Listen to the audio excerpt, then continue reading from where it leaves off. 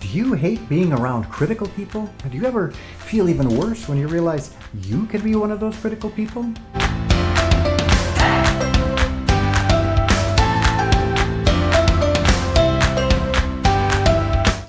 For some, criticizing is almost like a sport, a form of entertainment. It even seems to create a bond with fellow critics, but it definitely comes with costs. Strained relationships, alienation, even shame. Criticizing others is actually a symptom of self-doubt. There's a part of us that doubts our value or worthiness, and to subconsciously prove to ourselves that we are worthy, we raise ourselves to the position of judge and then point out what's wrong with others. This gives our ego a pat on the back, and it feels good for the moment.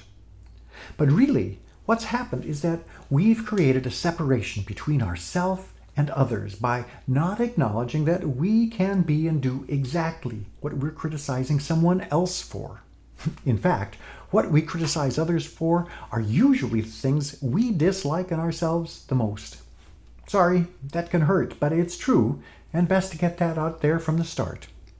Criticizing is really just a smokescreen that prevents us from seeing our own humanity. It separates us from others and from ourselves. It can also be really draining to be around. So how do we stop being so critical? Well, as I said, criticism is a smokescreen that keeps our perspective small. It doesn't let us see the whole picture, only the part that strokes our ego. And the first thing that can ease our tendency to criticize is to see things from someone else's point of view. Now, as I suggested in the last video on holding grudges, try on the idea that everyone always does their best given their particular circumstances and experiences. This helps us to gain a broader perspective.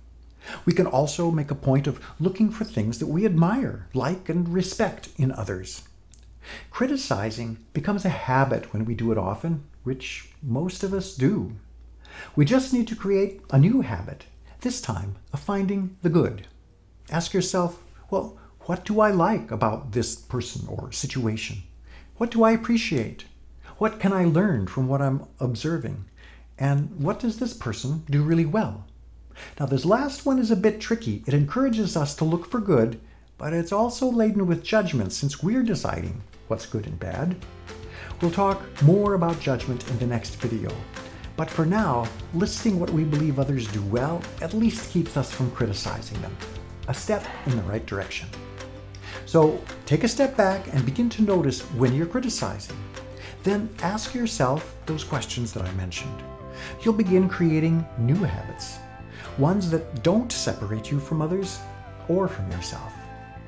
Now be sure to like this video and share it with your friends, and subscribe to this channel if you're so inclined. Till next time, I wish you abundance and joy.